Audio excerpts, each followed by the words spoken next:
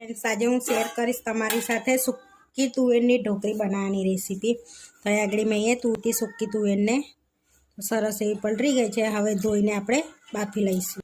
અહીંયા સરસ ધોઈ લીધી છે. હવે આપણે બાફી લઈશું એને કુકરમાં લઈને. હવે એમાં પાણી એડ કરીશું આપણે. તો અહીંયા આગળ મેં 1.5 ગ્લાસ પાણી લીધું છે. 1 ચમચી મીઠું એડ કરીશું. હવે મિક્સ કરીને આપણે વિસલ કરી લઈશું 4 થી 5 આપણે વિસલ કરી લઈશું. આપણી વિસલ વાગે છે ત્યાં સુધી આપણે લોટ બાંધી લઈશું. તો અહીંયા આગળ મેં 1 કપ લોટ લીધો છે અને બીજો અડધો કપ 1.5 કપ મેં અહીંયા લોટ લીધો છે ઘઉંનો. હવે એમાં થોડાક મસાલા કરીશું આપણે લોટમાં. તો અહીંયા સ્વાદ પ્રમાણે મીઠું લઈ લીધું છે મેં. ચપટી હળદર એડ કરીશું. 1 ચમચી લાલ મરચું એડ કરીશું. અડધી ચમચી ગરમ મસાલો એડ કરીશું. સહેજ શેકેલા જીરાનો પાવડર એડ કરીશું અડધી ચમચી, જેથી સ્વાદ સારો આવે અંદર ઢોકળીમાં.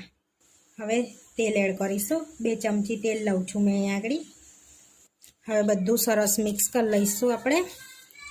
હવે આપણે થોડું પાણી એડ કરીને સરસ એવો લોટ બાંધી લઈશું. આ રીતે આપણે સહેજ કઠણ લોટ બાંધવાનો છે. થોડો કઠણ હોય ને તો આપણી ઢોકળી ગોંદો ના થઈ જાય, લોચો ના થઈ જાય. કઠણ લોટ હોય ને તો એકદમ છૂટી છૂટી આપણી ઢોકળી બને. તો અહીંયા મેં લોટ બાંધી લીધો છે. હવે ચમચી તેલ એડ કરીને આપણે સરસ એને કેળવી લઈશું. કેળવી લીધો છે. હવે આપણે તુવેર બફાય ત્યાં સુધી રેસ્ટ આપીશું એને લોટને. તો સરસ આપણો પલળી જશે લોટ. હવે આપણે 4 થી 5 વિસલ વાગી ગઈ છે. તો હવે આપણે ચેક કરી લઈશું. તો જોઈ શકો છો આપણી તુવેર બફાઈ ગઈ છે. હવે તુવેરને આપણે તપેલીમાં લઈ લઈશું. તો અહીંયા તુવેર મેં તપેલીમાં લઈ લીધી છે. હવે આપણે થોડીક મેશ કરી લઈશું ને આ રીતે ખલથી. આ રીતે બહુ નહીં, સહેજ દબાઈ દઈશું જેથી આપણો રસો ઘટ્ટ થઈ જાય. બહુ ઘટ્ટ બી ના થાય, મીડિયમ ઘટ્ટ થાય, એટલે બહુ પાણી જેવી ના લાગે મતલબમાં. આ રીતે થોડી આપણે મેશ કરી લઈશું અને હવે એમાં પાણી એડ કરીશું. અહીંયા મેં 3 ગ્લાસ પાણી એડ કર્યું છે. હવે આપણે પહેલાં આમાં થોડાક મસાલા કરીશું. ચપટી હળદર એડ કરીશું. થોડું લાલ મરચું, સ્વાદ પ્રમાણે મીઠું એડ કરીશું આપણે અંદર. 1 ચમચી ગરમ મસાલો, કિચન કિંગ મસાલો એડ કરીશું 1 ચમચી. હવે મિક્સ કરી લઈશું.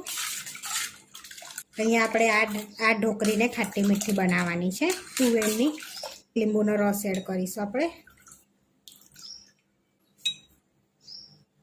હવે આગળ મેં 2 ચમચી ખાંડ લીધી છે. તમે ગોળ બી લઈ શકો છો.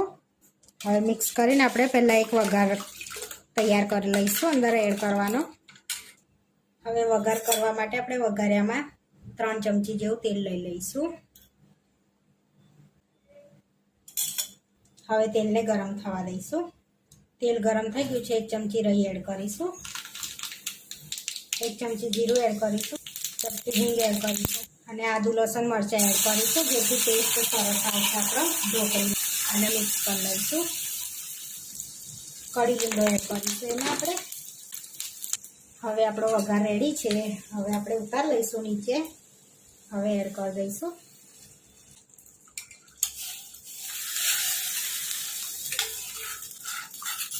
આમાં લસણ આદુ મરચાંની પેસ્ટ એડ કરવાથી એકદમ ટેસ્ટી લાગે છે ઢોકળી. હવે ઉકળવા દઈશું આપણે અને ત્યાં સુધીને આપણે ઢોકળી વણી લઈશું. હવે લોટને બી રેસ્ટ આપીને આપણે થઈ ગયો છે. તો સરસ એવો આપણો લોટ પલળી ગયો છે, એકદમ સ્મૂથ થઈ ગયો છે તમામ. હવે આપણે વણી લઈશું ઢોકળી. હવે અંદરથી એક લુવો લઈ લઈશું આપણે આ રીતનો અને સરસ એવી આપણે ઢોકળી વણી લઈશું. થોડોક લોટવાળો કરી લઈશું આપણે ગુલ્લો અને વણી લઈશું. આ રીતની આપણે ઢોકળી વણવાની છે, જોઈ શકો છો આ રીતની. હવે આપણે કટ લગાડીશું એને. કટ લગાડીશું આપણે. તો આ રીતે આપણે કટ લગાડવાના છે ઢોકળીના. બહુ મોટા પીસ નહીં રાખવાના, મીડિયમ પીસ રાખવાના છે. હવે આડા કાપીશું આપણે કટ. હવે આપણે બધા કટ લગાડી દીધા છે. તો આપણી દાળ ઉકળી ગઈ છે, એમાં એડ કરી દઈશું. હવે આમાં ઢોકળી ઉમેરતું જવાનું. પહેલાં ફાસ્ટ ગેસે આપણે ઢોકળી બધી ઉમેરી દેવાની અંદર અને પછી ધીમા તાપે એને થવા દેવાની. પછી બીજી કાપીને એ રીતે ફાસ્ટ કરીને ઉમેરવાનું અને જવાનું. આ રીતે ઢોકળી એક ઢોકળી નાખો એટલે હલાવવાનું. હવે આપણે બધી ઢોકળી અંદર એડ કરી દીધી છે. હવે ધીમા તાપે આપણે 10-1 મિનિટ એને થવા દઈશું. આ રીતે ઢાંકણ ઢાંકીને આટલું પોલું રાખીશું ઢાંકણ આપણે. હવે 10 મિનિટ થઈ ગઈ છે. આપણે જોઈ લઈશું આપણી ઢોકળી ચડી ગઈ છે. હવે દાણા એડ કરીશું આપણે અંદર.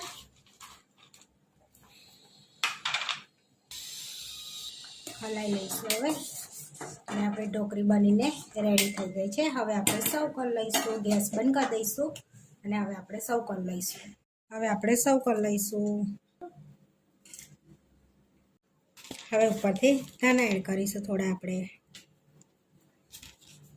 કીધું એની ઢોકળી બનીને રેડી થઈ ગઈ છે. આવા વિડીયો જોવા માટે મારી ચેનલને સબસ્ક્રાઈબ કરો, લાઈક કરો, શેર કરો અને તમે જરૂરથી ટ્રાય કરો. ફરી મળીશું નવા વિડીયોમાં.